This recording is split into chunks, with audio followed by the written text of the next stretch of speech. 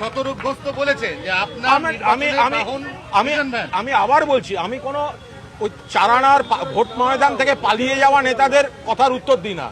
আমি জানি যে আমার অনেক ঝড় জলের মধ্যে দিয়ে অগ্নি পরীক্ষা দিয়ে আসতে হয়েছে, কিন্তু মাননীয় মমতা বন্দ্যোপাধ্যায় মোর আস্থা রেখেছেন আর ঈশ্বর জানেন আমি জ্ঞানত কোনো অন্যায় করিনি। এবার তফাৎটা বুঝুন, একটা ছেলে তিনবার হেরে ভোটের থেকে পালিয়ে গেল, আর আমি যাবতীয় বিতর্ক ফেস করে অগ্নি পরীক্ষা দিয়ে জনতার দরবারে এসে দাঁড়িয়েছি। কুণাল ঘোষ পালিয়ে যাওয়ার লোক নয়।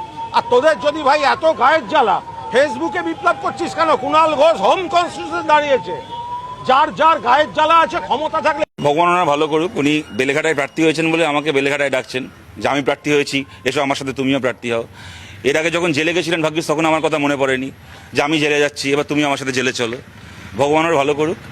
এখন মনে করেছেন, সবসময় মনে করবেন না, আপনার সঙ্গে বেশি মেশা ভালো না, লোকে আপনার সাথে বেশি দেখলে লোকে চোর বলবে। জোকস অ্যাবাউট, বেলেঘাটায় আমাদের প্রার্থী পারমিতা রায় জেতার জন্য লড়ছেন। দেখুন, আমি কুণাল ঘোষকে নিয়ে না খুব বেশি কথা এই কারণে বলতে চাই না যে বিধানসভায় প্রার্থী যদি কাউকে দল করে তিনি প্রার্থী হয়েছেন, তার এখানে সত্যি তিনি হবে নাই বা কেন। ঘটনা হচ্ছে আমাদের রাজ্যে চুরি করে যারা আজ অব্দি জেল খেটেছে, সুদীপ ব্যানার্জি থেকে শুরু করে, পার্থ চ্যাটার্জি থেকে শুরু করে, জ্যোতিপ্রিয়, মদন মিত্র, সৃঞ্জয় বোস থেকে শুরু করে যারা জেল খেটেছে তাদেরকে ইডি সিবিআই জেল খাটিয়েছিল।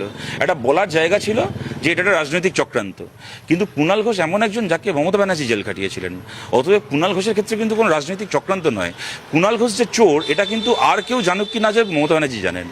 মমতা ব্যানার্জির চোখে পার্থ থেকে শুরু করে, মদন থেকে শুরু করে সবাই সাধু হতে পারেন, জ্যোতিপ্রিয় মল্লিক কি সুদীপ ব্যানার্জিরা সাধু হতে পারেন, কিন্তু কুণাল ঘোষ যে চোর এটা মমতা ব্যানার্জি নিজে জানেন।